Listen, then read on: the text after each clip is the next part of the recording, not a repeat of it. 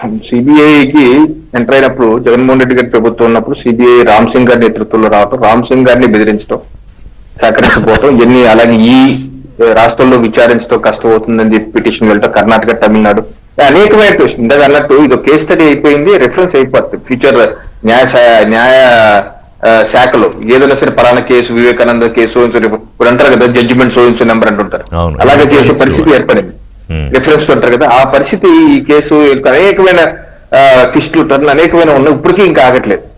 ప్రధానంగా సునీతారెడ్డి గారు వేసినటువంటి హైకోర్టులో సిబిఐ కోర్టులో వేసినటువంటి అంశాలు డౌట్స్ ఎక్స్పెక్ట్ ప్రధానమైన అంశం ఏంటంటే ఏదైతే అవినాష్ రెడ్డి గారు యాంటిసిపేటరీ బెయిల్ కి తెలంగాణ హైకోర్టుకి మే 2023 యాంటిసిపేటరీ బెయిల్ కి వెళ్ళారు. ఆ రోజు కోర్టు సిబిఐకి నోటీస్ ఇచ్చి మీ ఎఫిడవిట్ ఫైల్ చేయమంటే సిబిఐ ఇచ్చినటువంటి ఎఫిడవిట్ ఇది మే 2023 సిబిఐ 26 మే 2023. దీనిలో పేజ్ నెంబర్ 6 లో సిబిఐ ఏం చెప్పిందంటే ఈ అంశాన్నే సునీతారెడ్డి గారు కోర్టు చేస్తున్నారు. చేసి వారు ఏమన్నారంటే it is submitted that further investigation on the larger conspiracy aspect reveals that YS Jagannath Reddy, the present CM of Andhra Pradesh, has been informed about the death of Sri YS Vivekananda Reddy in the early hours of 15/3/2019, much before the information about the death of YS Vivekananda broke out by MV Krishna Reddy at around 6:15 AM on 15/3/2019 అని చెప్పాను.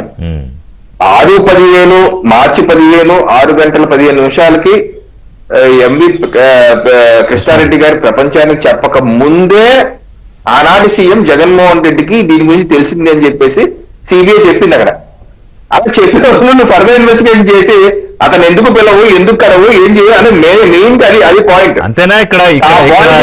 ఇక్కడ ఎవరినన్నా కాపాడడానికి ఏదన్నా ప్రయత్నాలు జరుగుతున్నాయా?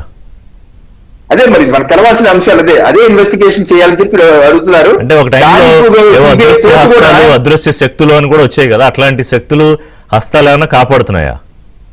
అంటే ఇప్పుడు సిబిఐ కోర్టుకి నిన్న ఇచ్చినటువంటి తీర్పు, జస్టిస్ రఘురామ్ గారు ఇచ్చిన తీర్పులో ఎన్ని విచారణ జరిగింది, ఈ ఆర్గ్యుమెంట్ జరిగింది, సిబిఐ కౌంటర్ ఇచ్చారు, సునీల్ ఇచ్చారు, అలాగే మిగతా వాళ్ళు అవినాష్ రెడ్డి ఇచ్చారు, అందరూ తీసుకుని కేవలం ఒకే ఒక్క అంశానికి కోర్టు ఓకే చెప్పింది. ఒక్క అంశం, మిగతా అంశాలు కాదని ఎందుకు కాదన్నది మనకు తెలియదు.